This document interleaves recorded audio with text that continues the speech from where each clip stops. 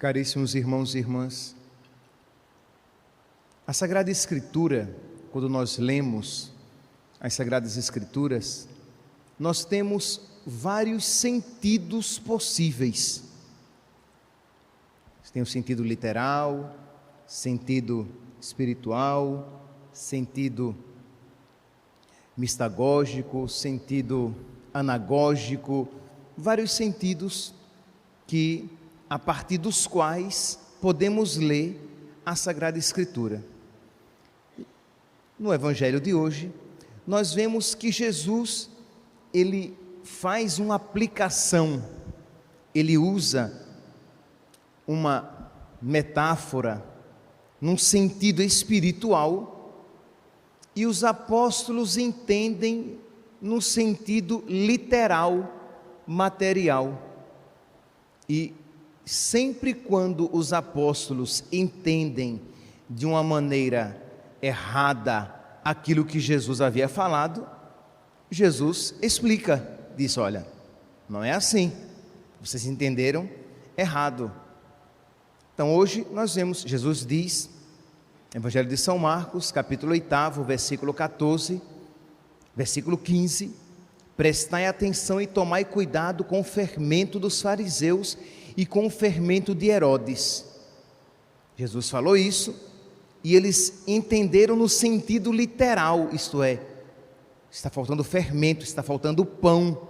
Ora, Jesus tinha acabado de multiplicar os pães e eles entendendo, achando que Jesus estava falando de pão, de fermento material, quando Jesus estava falando de uma outra coisa. Isso foi frequente na vida dos apóstolos diante das palavras de Nosso Senhor. Se vocês pegarem lá em João, no capítulo 3, no versículo 3, Jesus diz para Nicodemos: olhe, necessário vos é nascer de novo. E Nicodemos diz: mas como eu vou nascer de novo? Eu vou entrar de novo na barriga da minha mãe? É literalmente isso o que Nicodemos diz. E Jesus diz: olha, retardado não, Jesus não disse isso. Olha, homem sem fé, sem inteligência, você não é fariseu? Você não é entendido na lei? É necessário nascer, eu te asseguro, se alguém não nascer da água e do Espírito, não poderá entrar no reino dos céus. Então Jesus disse uma coisa, Nicodemos não entendeu de uma maneira por demais material. Jesus vai e explica e diz: não é assim. No capítulo 11 deste mesmo evangelho, Jesus, por ocasião da morte de Lázaro, Jesus diz assim, João capítulo 11, versículo 11: nosso amigo Lázaro está dormindo e eu vou despertá-lo. Aí os apóstolos dizem: mas Senhor, se ele está dormindo, ele vai acordar. E Jesus diz, então, versículo 14: então Jesus lhes disse abertamente: Lázaro morreu. Jesus tinha falado de uma maneira espiritual, isto é, para ele, para Jesus, a morte é como um sono. Ele desperta alguém da morte como nós despertamos alguém do sono. Mas os apóstolos não tinham compreendido. Mas, dentre outras passagens, tanto no sentido, reforçando isso a respeito do qual eu havia falado, existe uma passagem, ou melhor, existem outras mais, mas citarei apenas uma, em que Jesus fala no sentido literal, e as pessoas entendem no sentido literal, mas dizem: não, mas deve ser no sentido figurado, noutro sentido, e Jesus não os corrige, porque Jesus estava falando naquele sentido mesmo, isto é, no fermento, eles entenderam outra coisa, Jesus corrigiu e explicou. A Nicodemos entendeu uma outra coisa, Jesus o corrigiu e explicou. Na morte de Lázaro, eles entenderam outra coisa, Jesus os corrigiu e explicou. neste texto agora, Jesus não corrige e não explica, porque Jesus está falando exatamente daquela maneira como eles estão escandalizadamente compreendendo. João, capítulo 6, Jesus está falando do seu corpo e do seu sangue. Jesus diz: quem comer deste pão viverá eternamente, e o pão que eu darei para a vida do mundo é a minha carne. Quando ele disse isso, todo mundo entendeu materialmente, e era materialmente mesmo que Jesus estava falando. E eles disseram: mas como é que ele pode dar de comer a sua carne? E Jesus não vai e explica, isto é, olha, não é assim, vocês estão entendendo da maneira errada, como ele fez com Nicodemos, como ele fez a respeito de Lázaro e como ele fez a respeito do fermento. Jesus diz: é exatamente isso. Eu vos asseguro, se não comerdes a carne e não beberdes o sangue do Filho do Homem, não tereis a vida em vós. Quem come a minha carne e bebe o meu sangue tem a vida eterna, e a minha carne é verdadeiramente comida, o meu sangue é verdadeiramente bebida.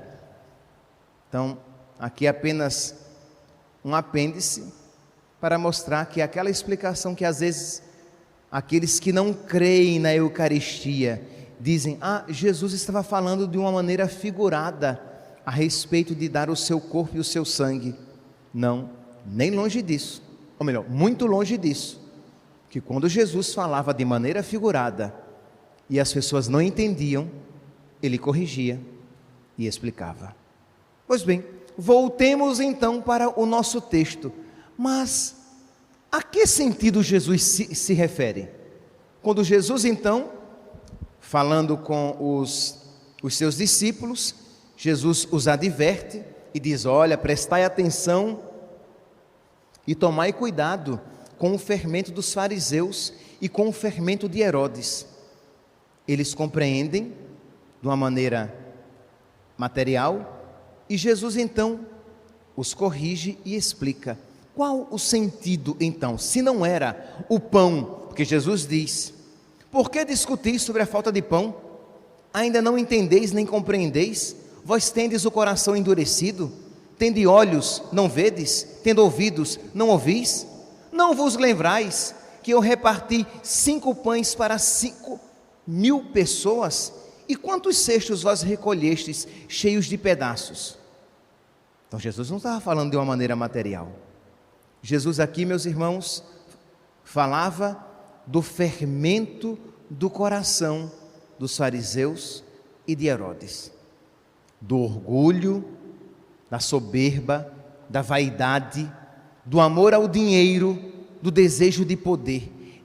Eram estes os fermentos no coração dos fariseus e de Herodes, e que Jesus diz: tomai cuidado com o fermento de um e de outro, porque tenta constantemente os nossos corações.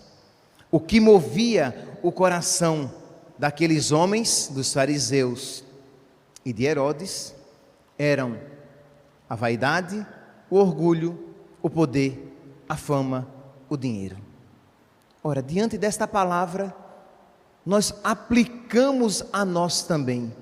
E nós, que fermento temos no nosso coração? O que é que nos move a nossa vida? O que é que move as nossas atitudes? O que é que nos enche, que nos incha? O que é que preenche de verdade a nossa vida? O que é que de verdade move o coração de um rapaz para ser sacerdote? É simplesmente ser sacerdote? É este o fermento que ele traz nele para querer ser padre? Ou é o amor a Deus, o desejo de a Cristo se configurar, o desejo de alegrar o coração de nosso Senhor? de ser santo e de juntamente com Cristo se entregar. Ora, se é isso que ele traz no coração, se é esse o fermento que leveda toda a massa da sua vida, ele está indo no bom caminho. Mas se é simplesmente ser sacerdote, isso não o levará ao céu. Muito pelo contrário, será um caminho ainda muito mais rápido de ele ir para o inferno. O que é que o traz à Santa Missa? Pela manhã, o que é que fez você se levantar numa terça-feira e vir à igreja? É o que? É suplicar mais uma vez a Deus aquela graça material que você deseja, é realizar o desejo do seu coração, desejos esses bem imanentes e deste mundo, ou o desejo de conhecer e amar cada vez mais nosso Senhor e poder um dia, no eterno dia, com Ele estar para sempre. Ou simplesmente você nem se deu conta, simplesmente você veio no automático, como tem vindo tantas outras vezes. Quer dizer, que fermento você tem no seu coração? O que é que move as suas atitudes? O fermento no coração de Cristo era a vontade do Pai, fazer a vontade do Pai. O fermento dos fariseus era não procurar a vontade de Deus, nem conhecê-la, mas era o quê? Procurar os próprios interesses e a própria glória, a própria honra. O fermento no coração de Herodes era o poder, a ganância, o dinheiro. E o fermento do seu coração? Que fermento tendes em vossos corações? Hoje a liturgia nos pergunta, e nós precisamos, meus santos, com toda confiança na misericórdia de nosso Senhor, abrir os nossos corações e apresentá-lo a nosso Senhor. Temos buscado Deus por Deus mesmo, temos procurado a religião para que nós nos configuremos a Deus e alcancemos o céu, ou Deus e a religião têm se tornado um meio de eu, na verdade, alcançar o que eu desejo e não um fim. Deus é o fim, o sentido e a realização de todas as coisas e aquilo que me move em todas as coisas. Pois bem, se nós olharmos diante disso, perguntando-nos o que nos move, qual o fermento que nós temos em nós mesmos, nós temos um critério. Você pode dizer assim, mas padre, eu não sei, eu não tenho clareza se o que me move, se o fermento que eu tenho em mim é o desejo de amar a Deus, de a Ele me configurar, de me tornar instrumento de bênção para as pessoas, de alegrar o coração do meu Deus, de ir para o céu, ou se o fermento que eu tenho no meu coração é o que? O de realizar as minhas vontades, de alcançar aquilo que eu desejo, e as minhas vontades e os meus desejos são muito materiais, são muito deste mundo. Eu não tenho ainda este critério. Pois bem, lancemos o nosso olhar então para a primeira leitura de hoje, retirada da carta de São Tiago, quando São Tiago diz aqui, o versículo 12, ele é quase que uma conclusão da leitura de ontem. Feliz o homem que suporta a provação, porque uma vez provado, receberá a coroa da vida.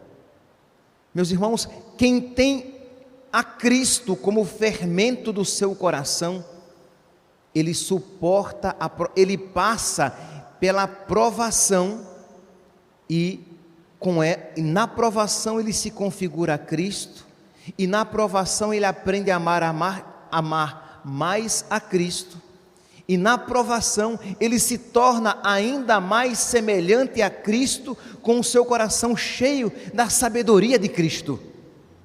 Mas aquele que não tem a Cristo como fermento, Isto é, aquele que é movido pelas suas paixões, aquele que é movido apenas pela realização das suas vontades, aquele que busca a Deus, a religião, a oração, as práticas de piedade, apenas para alcançar aquilo que ele de verdade deseja, que é o quê? Uma graça que ele pede a Deus, o emprego que ele quer alcançar, um bom casamento, a cura da doença. Isto é, aquele que é movido simplesmente pelos seus desejos, quando a provação visita a sua vida, ele se perde, ele perde a fé, ele perde nosso Senhor, porque de verdade, ele não tem Cristo como fermento do seu coração. Se vocês retomarem um pouquinho a primeira leitura de ontem, né? Que diz assim: meus irmãos, deveis passar por diversas provações, né? A leitura de hoje falava dessa alegria. Então vamos entender bem o que é que São Tiago quer dizer. Quando deveis passar por diversas provações, considerai isso motivo de grande alegria. Mas por que a provação é motivo de alegria? Parece não ter sentido, porque a provação, ela nos comprova na fé, ela produz a perseverança me leva à perfeição, e na perfeição eu encontro todas as coisas, isto é, não há deficiência alguma. Então, aquele que tem a Cristo como fermento, o que move, o que eu quero é amar a Deus. Quando a provação aparece, é a ocasião de amar mais a Deus, de me configurar mais a Deus, de crescer ainda mais na fé em Deus. Mas aquele que é movido pelas suas paixões, a provação é tudo outra coisa do que as minhas paixões. Provação aqui, entenda o quê? Aquilo que é contrário à minha vontade. Provação, entenda o quê? A desilusão dos meus projetos. Provação, entenda aqui o quê? A queda dos meus sonhos. Ora, se eu sou movido pelas minhas paixões, a provação é destruidora da minha vida. Se eu sou movido pelo fermento de Cristo, a provação é apenas mais uma ocasião maravilhosa de eu crescer no amor a nosso Senhor, me configurar a Ele, porque assim Ele foi, e crescer na fé. Peçamos, meus santos, nesta santa liturgia, que Deus mude o fermento do nosso coração, que Deus nos conceda a sua sabedoria como fermento da nossa alma, que o Senhor nos conceda, a Ele mesmo como fermento do nosso coração, para que todas as coisas sejam uma ocasião, seja provação ou seja alegria, seja ocasião de nós nos unirmos mais a Deus, nos configurarmos mais a Cristo, amarmos mais nosso Senhor e crescermos ainda mais na nossa fé. Louvado seja nosso Senhor Jesus Cristo.